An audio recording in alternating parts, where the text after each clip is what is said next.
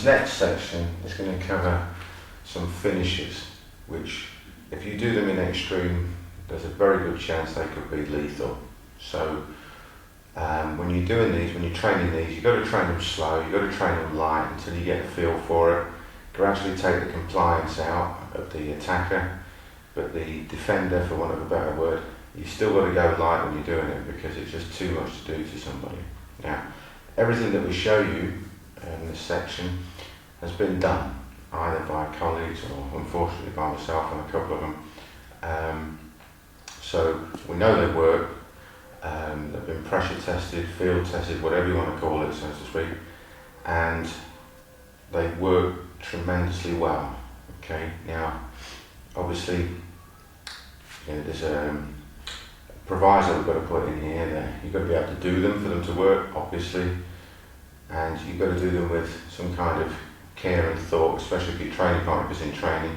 If it's a real low down dirty street fight where your life's in danger, then obviously you're not going to care too much about your opponent, you're just going to get it done.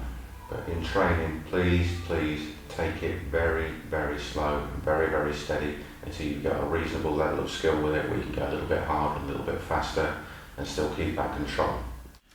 Okay, this one is one that I've used myself. The scenario was that I was helping in a bar.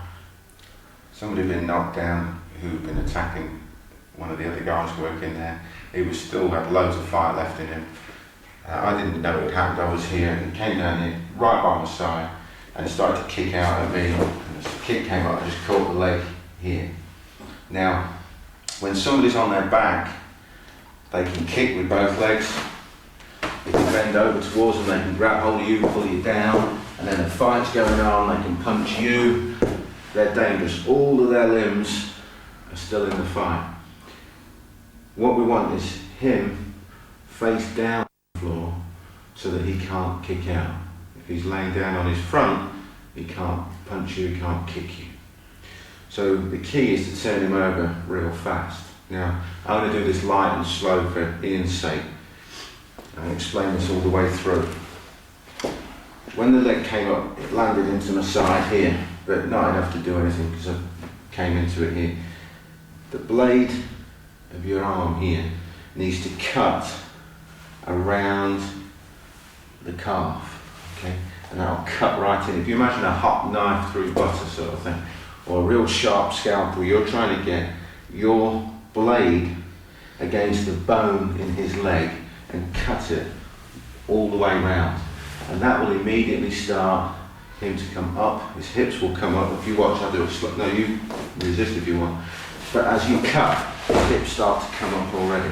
Now, when you cut on here, you know his hips are going to come up. When his hips come up, and they come up high, you just lift your hips up. He's already, his balance is starting to go, he's starting to go the right way. So what we're going to do is lift upwards and this way to make sure his body comes up and turns over. Now I'm going to let go of the leg, sort of like about a third of the way through for Ian's safety.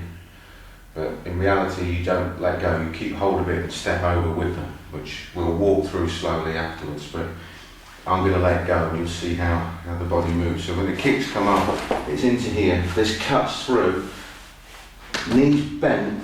Don't try and do it with arm strength, just in case, because if you push down with your leg, be strong. And I try to use arm strength, all of a sudden, it's a fight. So, as this cuts, I won't cut properly either, but as this cuts here, grab hold, reinforce it, and use your legs, because you've got both of your legs against his one leg. And as this comes up, you just straighten up and look upwards. And as you do that, he flips real fast. And then you can just step through and finish from there. But once they turn, of course, and they're on their front, the threat from there is pretty much over. Now, if you keep this on, if you come back to you, we'll just walk it through now, I won't put it on. Right, okay. So, I won't put it on anymore. So if you just roll, go with me. If you keep this on and turn, got more pain in here. If you keep turning, I'll do it slowly. You take it here and you just turn until you hear all the right noises on the knee and just pop the knee out. alternative, you're back down when you're on your front.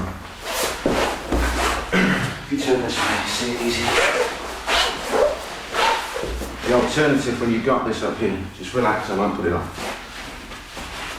When you've got this up here is to pressure with your knee or sit down on the lower spine and just sit down like that, and you can take the hip out to the side. Remember that knee twist to the side, knee pops, and they're not going to come after you with that. If you do that to somebody, remember, taking the knee out is a life-changing event. Okay, it's a life-changing event that will never fix, not properly. So you've got to be really sure that you want to do that to somebody. Okay, because I know if somebody took my knee out, especially in training, I'd hunt them down like a dog. So be careful with it. I'll show you some more in a minute.